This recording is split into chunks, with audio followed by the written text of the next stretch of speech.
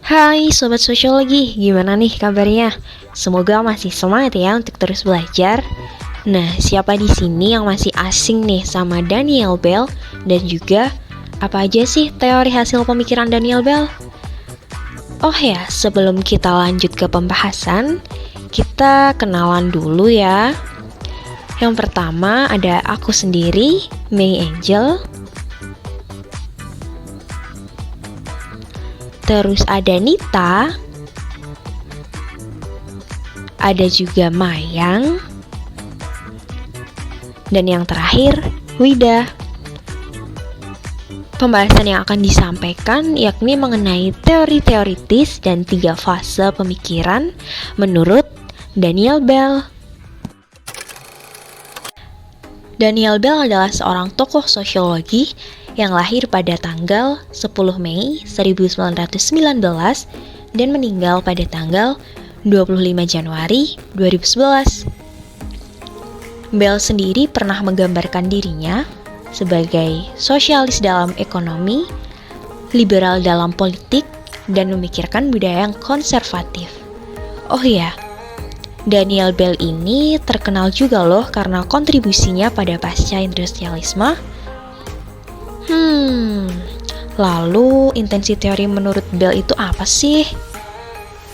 Bell menyatakan bahwa masyarakat kontemporer bukan suatu kesatuan yang utuh, namun meliputi 3 wilayah yang disjuktif dengan prinsip aksial yang bertolak belakang satu dengan yang lainnya. Selain intensi teori di atas, Bell memiliki 3 fase pemikiran. Yang pertama fase ideologis, yang kedua fase optimis post-industrialisme, dan yang ketiga fase pesimisme. Yang pertama terkait fase ideologis.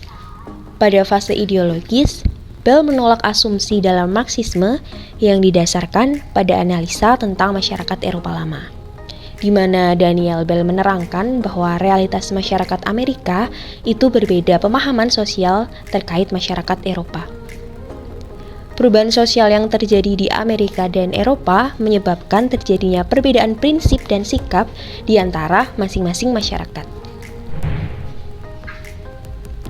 Lalu penjelasan yang kedua terkait fase optimis post-industrialisme, di mana lapangan pekerjaan mengalami pertumbuhan dan perkembangan yang pesat, terutama berhubungan dengan informasi, keahlian khusus dan keprofesionalan dalam mengolah dan memanfaatkan informasi untuk keperluan pembuatan keputusan. Lalu fase yang terakhir ada fase pesimisme.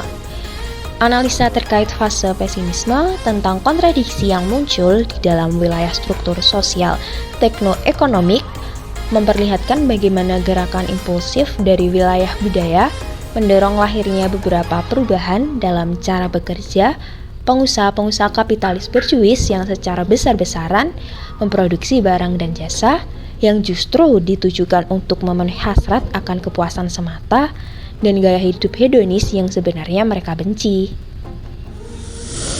Gimana, udah pada tahu kan apa aja teori-teori dari Daniel Bell? Gimana, keren banget nggak?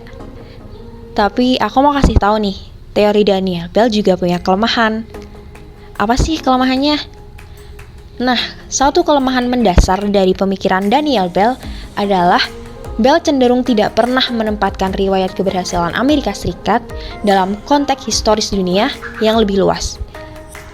Daniel Bell hanya menyoroti pada keunikan masyarakat Amerika Serikat, yang mana akibatnya Bell sendiri tidak memperhitungkan aspek kemiskinan yang harus ditanggung oleh masyarakat yang berada di belahan bumi yang lain. Bell melupakan kepeduliannya pada penderitaan yang dialami oleh bangsa-bangsa lain di luar Amerika. Gimana, udah jelas banget kan penjelasan tentang teori teoritis dan 3 fase pemikiran menurut Daniel Bell? Sampai sini dulu ya, sampai bertemu lagi di lain kesempatan. See you guys!